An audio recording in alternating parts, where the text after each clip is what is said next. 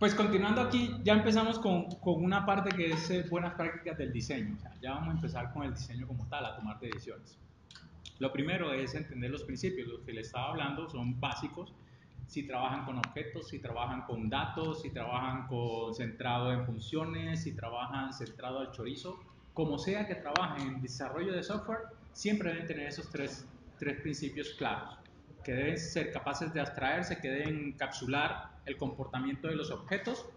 O sea, a mí no me interesa realmente el comportamiento interno de los objetos, me interesa es qué es lo que me entrega, y deben modularizar el software.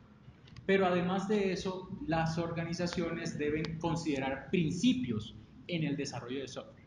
¿Qué es un principio? Un principio es algo que es impajaritable, a volverlo como castizo, ¿cierto? O sea, que es de obligatorio cumplimiento. Yo, como persona, pues tengo muchos principios éticos, por ejemplo, diferentes a los valores. Yo no mato a nadie, es un principio. Yo no mato a nadie o yo no robo, son principios. En las organizaciones también deben haber principios y esas son las cosas que las empresas quieren o deberían adoptar. Por ejemplo, para principios puede ser, nosotros siempre hacemos pruebas unitarias, eso es un principio del diseño. Entonces, como hacemos siempre pruebas unitarias, tenemos que diseñar para las pruebas unitarias. ¿Okay? Para empezar esto, el desarrollo de software no es ir a Stack Overflow, no debemos ser desarrolladores de Stack Overflow. Lo que les pido es, antes de empezar a codificar, hay que alejarse del teclado. Hay que entender cuál es el problema, diseñar la solución para después ir a solucionar, ¿cierto? A escribir el código. El código es el producto. El producto no es la compilación, eso no. El producto del desarrollo de software es el código. ¿Cierto? Es parte del producto del desarrollo de software. Y realmente los medios con los cuales llegamos a ese producto es el diseño y es el análisis de los requisitos. Entonces, tener en cuenta primero estos 5 libros que les digo, obligatorio leerse. Primero, Code Complete, un libro muy bueno de buenas prácticas de codificación, buenas prácticas de diseño. Es basado en Microsoft, varios elementos de Microsoft. Hay otros libros por ahí que de pronto voy a ir mencionando pues, a medida de que voy desarrollando temas, pero estos son como para empezar. El Clean Code de Robert C. Martin, de Bob Martin, del Uncle Bob. También buenas prácticas para hacer aplicaciones limpias. Y métanse en la cabeza lo que es una aplicación limpia. Es una aplicación en la cual no permean la lógica de negocio con nada externo. Es que yo en la lógica de negocio tengo allá un framework de presentación. Es que en la lógica de negocio yo meto allí un framework de base de datos. No, la lógica de negocio tiene que ser totalmente independiente de lo que es los frameworks y los elementos externos, niveles de abstracción. La lógica de negocio es un nivel de abstracción alto.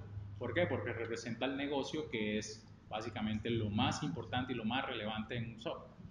Los elementos externos, lo que es la base de datos, lo que son las interfaces de usuario y los otros frameworks, son elementos de bajo nivel de abstracción, son elementos que tratan de cambiar o que se pueden cambiar continuamente. El negocio cambia muy poco, pues, en teoría. Patrones de diseño, elementos de software reusable y de orientación a objetos. Conocer los patrones de diseño los lleva a que piensen siempre en cómo hacer soluciones mejores.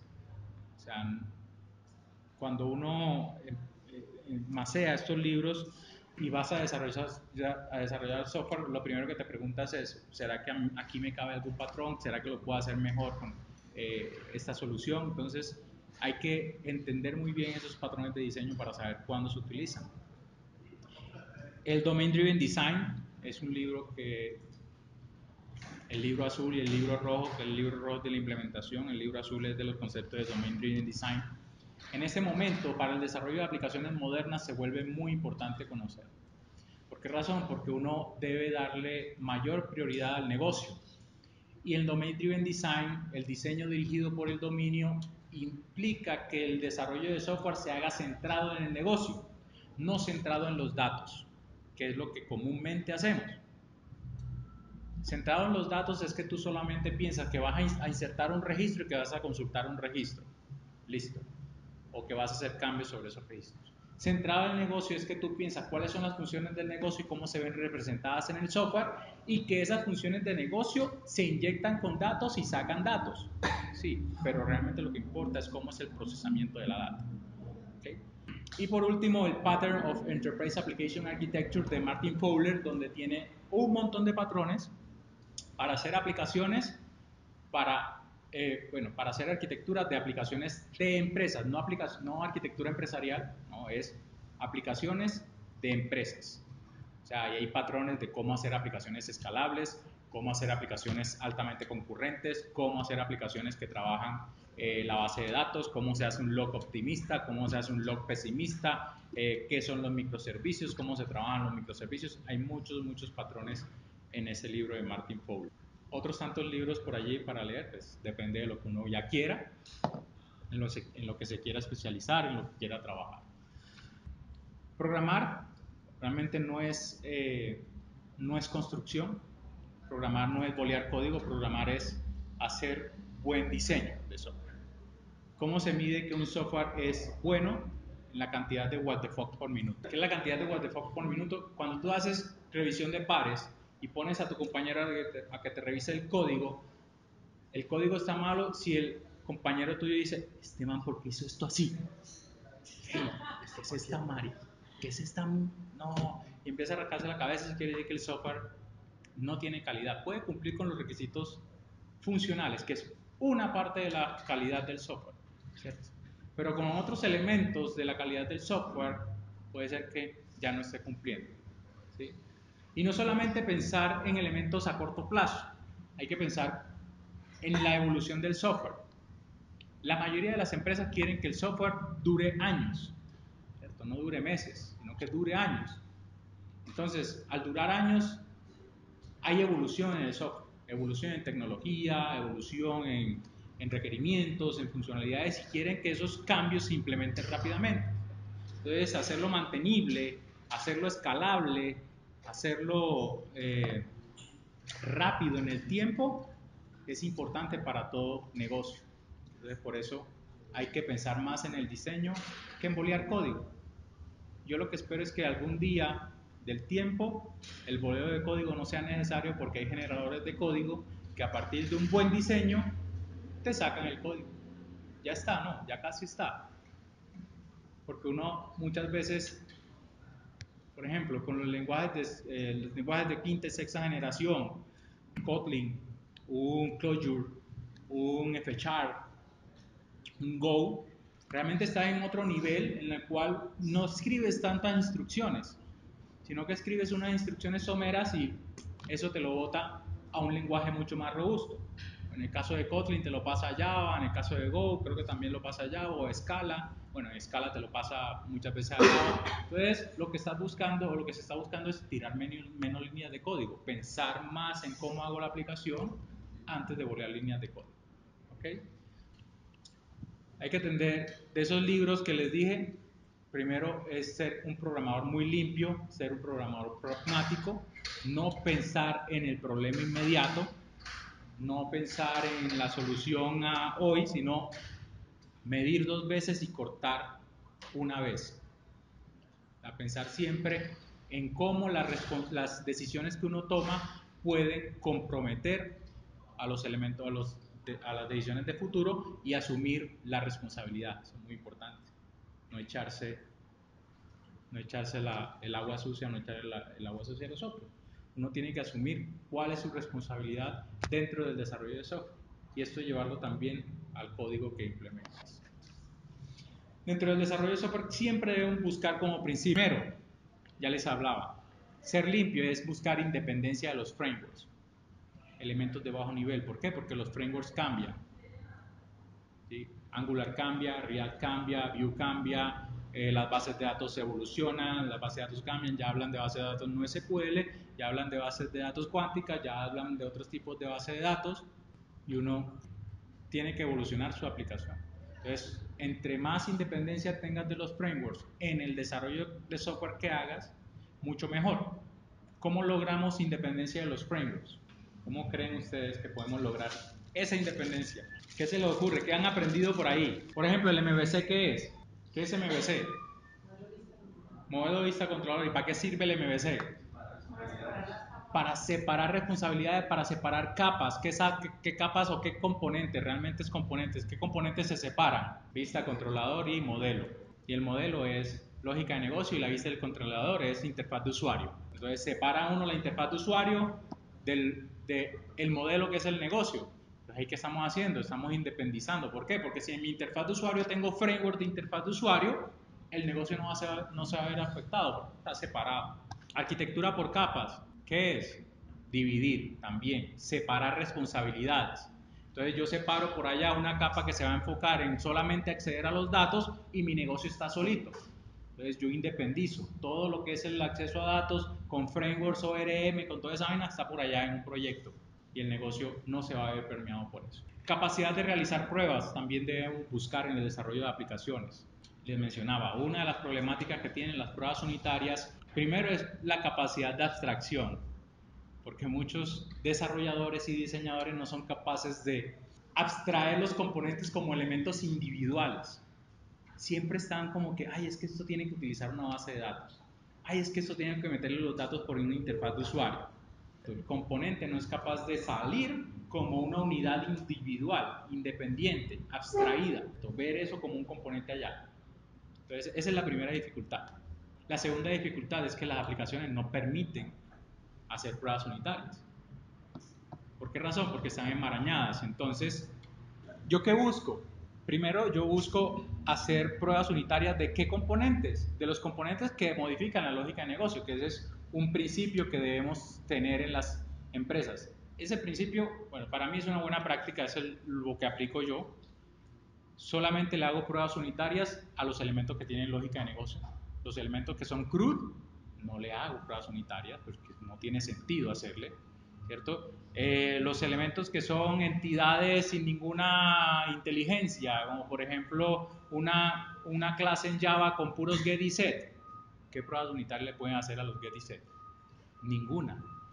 Porque, ay, sí, recibió el dato, ay, sí, pues eso no tiene sentido, es gastar tiempo para nada, ¿cierto? Entonces, esos elementos salen de pruebas unitarias. Los componentes que van hacia la base de datos, los DAO, por ejemplo, no se les hace prueba unitaria. ¿Por qué? Porque tienen que conectarse a la base de datos.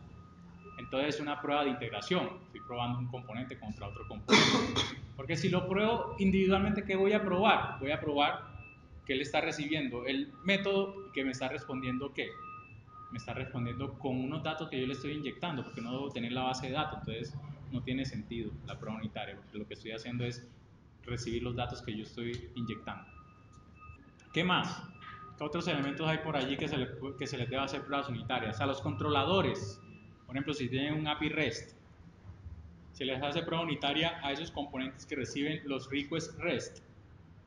Depende, miren, si hay transformación de data, es importante. ¿Por qué? Porque yo recibo los datos con una interfaz y los retorno con otra interfaz, ¿cierto? O los retorno con otro modelo de mensajería. Entonces, para verificar si el componente está haciéndolo bien, probablemente yo necesite inyectar unos datos y ver si el JSON que me responde o el componente en protobuffer o la mensajería en Abron, lo que sea, o el mensaje de texto, si está cumpliendo con lo que debe ser. O sea, la lógica de negocio de ese componente es diferente a la lógica de negocio de los componentes de negocio. La lógica de negocio de ese componente es hacer transformación de una entrada a una salida en formatos que pueden ser diferentes, ¿cierto? Entonces uno verifica que realmente se está haciendo bien la transformación. O puedes tal vez hacerle prueba unitaria al framework. Sería bobada. En la interfaz de usuario se le hace prueba unitaria. Depende. Depende.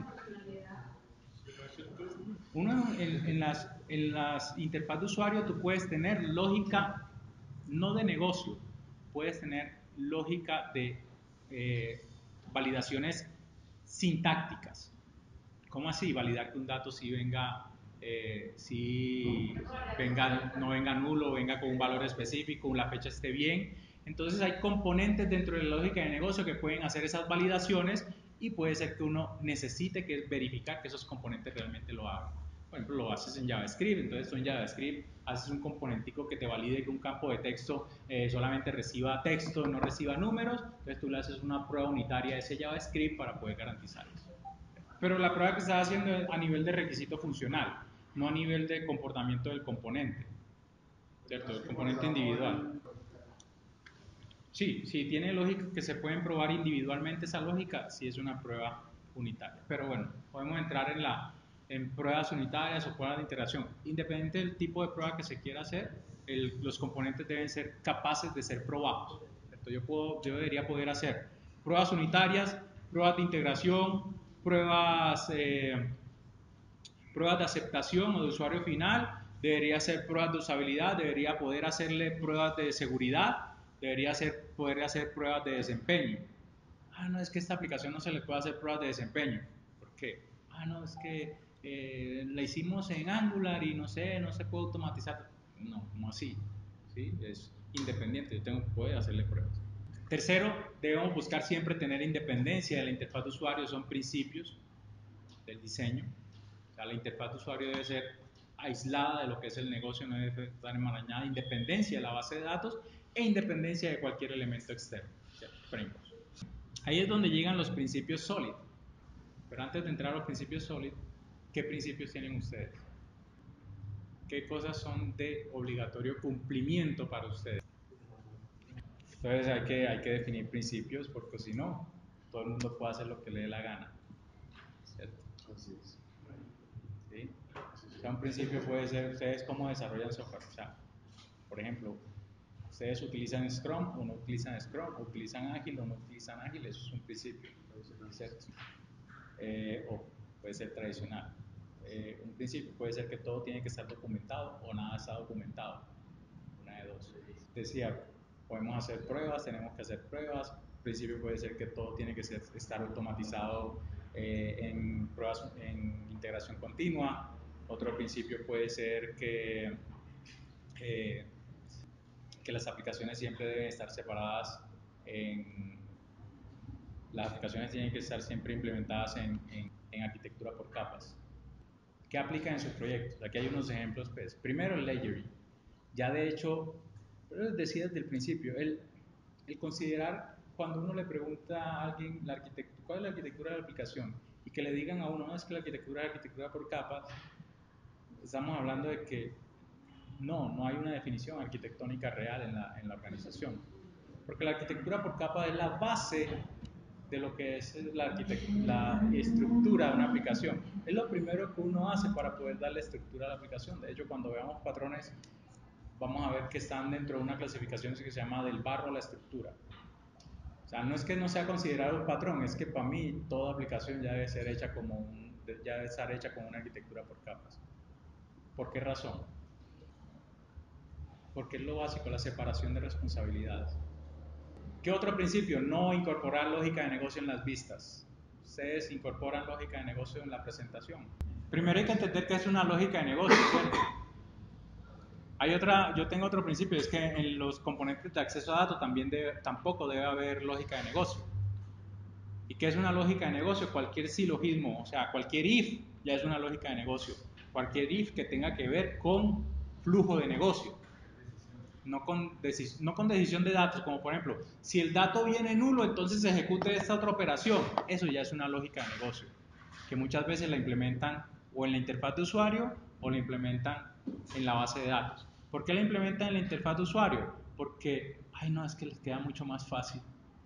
Porque en Angular o en React ya lo pueden hacer y hacen un if. Entonces, si el usuario me metió tal cosa, entonces muéstrale otro elemento o valide otro elemento de la lógica de negocio. Pero ¿qué pasa cuando uno le implementa en la capa de presentación esa lógica de negocio? ¿Mm? No es mantenible. El performance cuando la lógica de negocio es bastante compleja, pues ya podemos hablar de que en la capa de presentación se puede hacer lógica de negocio algo pesada. Pues los motores de JavaScript han mejorado mucho y los navegadores también, pero todavía sigue siendo un riesgo, ¿cierto? Pero ¿qué pasa? Pierde coherencia, ¿cierto? Entonces, yo tengo esta lógica de negocio implementada en la interfaz de usuario. y tengo un servicio REST, un servicio y que tiene no tiene esta lógica de negocio acá porque ya la implementé acá. Y a alguien se le ocurre de que voy a reutilizar un servicio, porque esa es la idea de los servicios, poder reutilizarlos, si no, pues no tiene sentido hacer servicios. Dos cosas, yo separo porque voy a reutilizar o separo porque voy a asignar responsabilidades para poder distribuir cargas, ¿cierto? Entonces, si yo en algún momento digo, ay, es que ese servicio está allí, yo voy a llamarlo desde otra aplicación, voy a hacer una aplicación móvil, entonces esa lógica de negocio ya no va a estar, ya se va a saltar. Entonces ya hay que implementar la lógica de negocio en la aplicación móvil. Ah, no, esa lógica de negocio cambió. Hay que implementarla acá en el JavaScript, implementarla en la aplicación. Y acordarse. ¿Cómo? Acordarse Y acordarse que hay que implementarla en las dos, porque el desarrollador que la hizo ya se fue. Sí. ¿Sí? Entonces, por eso no hay que incorporar lógica de negocio, ¿cierto? La lógica de negocio tiene que estar en el elemento de abstracción más alto. Porque el elemento de abstracción más alto es del que todos van a depender, de donde todos van a sacar las definiciones. Por eso, ojalá estuviera solamente en el centro. No estoy diciendo ay, que tiene que estar en la base de datos, que tiene que estar escrita en Java. No, es que tiene que ser coherente. O sea, si yo digo que mi capa de negocio está en la base de datos, ojalá toda la lógica de negocio esté en la base de datos. También lo aplica para los procedimientos almacenados, cuando se trabaja alguna decisión en el lado del repositorio de datos. Sí. Igualito del caso. Exacto. No acceder directamente a la base de datos de las vistas. No me digan que no conocían eso, pues lo que les estoy diciendo es conocido, ¿cierto? Uso de interfaces. ¿Por qué es obligatorio el uso de interfaces? ¿Qué se debe aplicar en los proyectos del uso de interfaces? Encapsulamiento. Básicamente es por eso. No revelar cómo es el comportamiento interno de un componente. O sea, cuando yo hago una interfaz, a los componentes que utilizan esa interfaz no les interesa en qué está implementado lo que está por dentro. Lo puede implementar una lógica de negocio, lo puede implementar otra. O sea, no estoy hablando de interfaces solamente de que ay, lo tengo que hacer en Java o lo tengo que hacer, no. O las interfaces de Java, o las interfaces de Node, o las interfaces de .NET, nada. Estoy hablando de interfaz desde el punto de vista de comunicación entre componentes. Siempre utilizar interfaces, nunca hacer llamados directos. ¿Okay? Inyectar dependencias, principios que se deben aplicar. Cuando yo inyecto dependencias, yo le estoy diciendo a mi componente cuál es el elemento concreto que debe utilizar para implementar o para ejecutar una función. Entonces él no debe saberlo o él no le interesa realmente en algún momento conocer a quién debe instanciar o a quién debe llamar. Yo le digo a quién debe llamar. Don't call me, I call you. Alta cohesión y bajo acoplamiento. ¿Quién conoce qué es eso? Puede ir de la mano, sí, puede ir de la mano, pero ojalá la lógica de negocio fuera cohesiva. ¿Qué es algo cohesivo? Va de la mano de lo que es asignación única de responsabilidades. Cohesivo.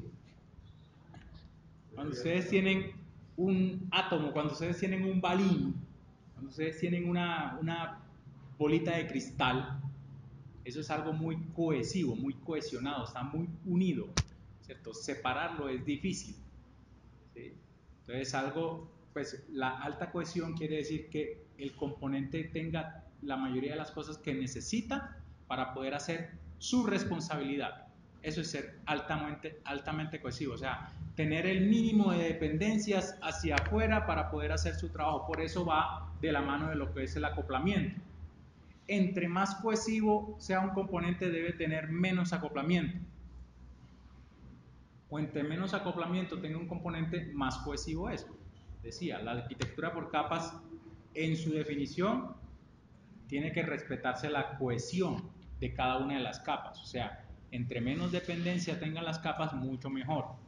Cuando yo hago un componente, entre menos dependencias tenga el componente, mucho mejor. Aplicar transacciones ácidas. ¿Qué son los ACID? Los que trabajan en base de datos relacionales. En las no relacionales otra cosa. A de atómica, C de consistentes y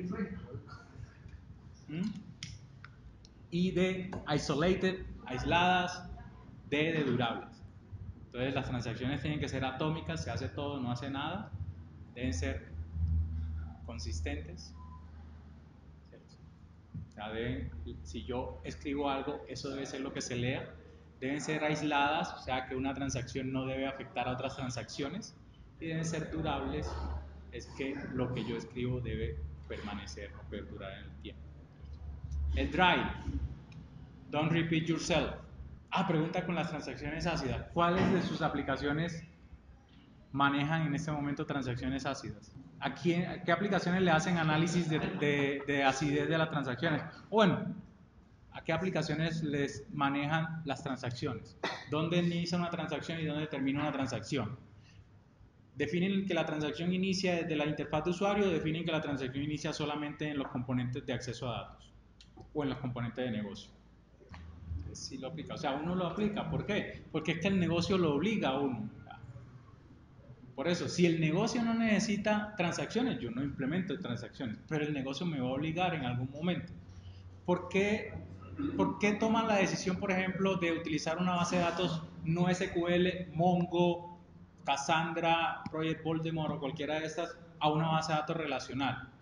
¿En qué negocio sirve una base de datos relacional? ¿En cuáles no sirve una base de datos no SQL? ¿O en qué tipo de aplicaciones? Por ejemplo, si ustedes necesitan manejar consistencia de las transacciones, que si una transacción se da, esa transacción quede en la base de datos, no pueden utilizar base de datos no SQL. ¿Por qué? Porque las bases de datos no SQL trabajan con algo que se llama consistencia eventual. O sea que posiblemente cuando yo lea puede que esté el dato allí o puede que no esté. Las bases de datos no SQL no manejan transacciones ácidas. No garantizan que los datos estén escritos en el momento en que uno los lee. ¿Por qué razón? Porque ellos trabajan con clustering. Entonces ellos sí propenden por algo que no tienen las bases de datos relacionales, que es el particionamiento de la data y el poder hacer consultas mucho más rápidas por este particionamiento de la data, que me da mayor escalabilidad de la base de datos. Las bases de datos no relacionales se afectan con la escalabilidad en el tiempo. Entre mayor número de transacciones, yo no puedo crecer la base de datos. ¿Por qué razón? Porque yo les dije, eso es un recurso finito. En algún momento ya no puedo comprar más memoria ni puedo comprar más procesador. Yo no puedo poner dos bases de datos relacionales en clustering por las transacciones.